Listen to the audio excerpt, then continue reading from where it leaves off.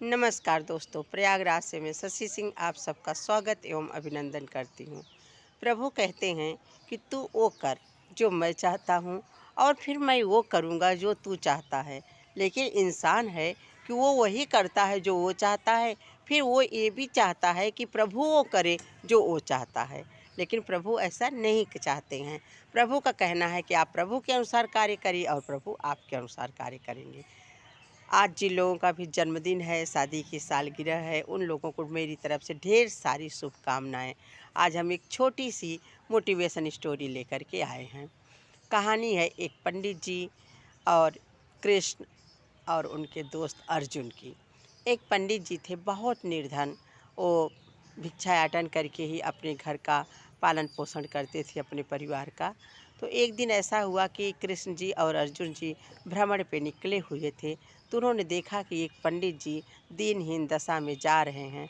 कृष्ण जी ने अर्जुन जी की तरफ देखा और मुस्कुरा दिए। कृष्ण जी के मुस्कुराहट का अर्थ अर्जुन जी नहीं समझ पाए। अर्जुन ने जब उनको देखा तो उन्होंने एक मोतियों की माला निकाल करके पंडित जी को दे दिया कि पंडित जी आप लीजिए, आप इससे अपना भरण पोषण करिए।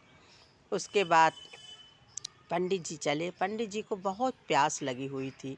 वो एक तालाब के पास गए और जैसे ही उन्होंने पानी पीने के लिए उस तालाब में अपने हाथ से पानी लेना चाहा, अचानक वो मोतियों का हार उनके जेब से निकल के उसमें तालाब में गिर गया। और वो ढूंढते रहे, लेकिन वो एक मछली लेकर के उस मोती के हार को उस तालाब में विलीन हो गई।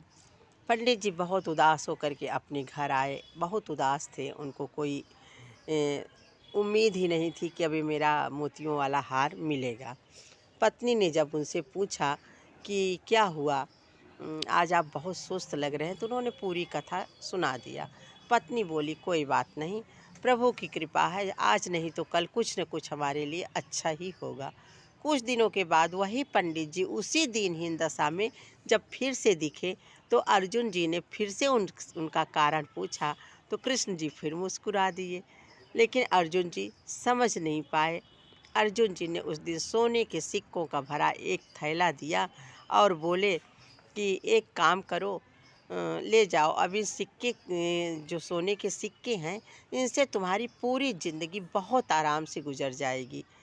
पंडित जी खुश होकर के जा रहे थे। रास्ते में एक चोर मिला और उसने सोने की जो सिक्कों की थैली थी उस थैली को पंडित जी से छीन झपट करके लेके भाग गया। वो भी चोरी हो गया।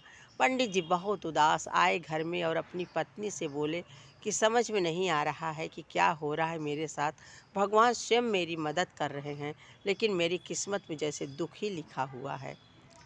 अब पंडित जी जा रहे थे एक दिन, तो उनकी पत्नी जो है घड़े से पानी लेने के लिए, घड़े में दूर से पानी लाना पड़ता था, तो एक घड़ा लेकर के वो गई थी। तो घड़ा वहाँ आते समय फिसल के गिरी तो उनका घड़ा टूट गया। तो घर में एक पुराना घड़ा रखा हुआ था, वो लेकर के गई पानी लेने के लिए। उस पानी में जब वो तालाब से पानी ले रही थी तो वो मछली उसमें आ गई उस घड़े में। पंडित जी जब आए, रास्ते में पंडित जी की मुलाकात हुई तो पंडित जी को बहुत प्यास लगी हुई थी। तो उन्होंने देखा कि इस घड़े में तो मछली है। जब पंडित जी की मिसेज ने उनको पानी दिया पीने को तो उसमें एक मछली दिखी, तो उन्होंने उसको अपने कमंडल में ले लिया। अरे इसमें तो मछली है, इसकी तो जान चली जाएगी, मैं ले जाता हूँ, उसी तालाब में डाल के आता हूँ। वो चल दिए उस तालाब में मछली को डालने के लिए। और जब उन्होंने उस तालाब में उस मछली को डाला तो उन्होंने क्या देखा कि उनके कमंडल में मोतियों वाला वो हार है, मोती है उसमें। पंडित जी बड़ी जोर से चिल्लाए, मिल गया मिल गया मिल गया। अब उस चोर भी संजोग बस, उस जंगल था तो जंगल में चोर भी छिपा हुआ था। उसने सोचा कि पंडित जी ने मुझे देख लिया। अब वो चोर आया और पंडित जी के पैर पकड़ लिए और बोला पंडित जी आप किसी से कहिएगा नहीं, ये लीजिए, मैंने आपका सोने का ये सिक्के वाला थैला चुराया था, आप ले लीजिए, मुझे माफ़ करिए, लेकिन आप ये किसी से कहिएगा नहीं। ये सारा माजरा अर्जुन और कृष्ण छुप करके देख रहे थे। अर्जुन जी ने कृष्ण जी से पूछा कि प्रभु मुझे ये समझ में नहीं आया कि जब मैंने मोतियों की माला दिया तो वो भी इसका चला गया, मैंने सोने का भरा सिक्का दिया वो भी चला गया, और फिर अचानक इसको मिल भी गया, ऐसा क्या हुआ। कृष्ण जी मुस्कुराए और बोले कि अर्जुन, पंडित जी अभी तक सिर्फ अपने लिए सोचते थे। मोतियों की जब माला मिली तो इन्होंने अपने लिए सोचा, सोने का सिक्का मिला तो इन्होंने अपने लिए सोचा। लेकिन जब इनके पास वो कुछ भी नहीं रह गया और वो मछली को इन्होंने देखा तो उस दिन इनके मन में दया भाव आया। ये मछली के लिए सोचे कि मैं अगर उसमें इसको जल में प्रवाहित कर दूंगा तो इसका भरण पोषण होगा, इसको जीवन दान मिल जाएगा।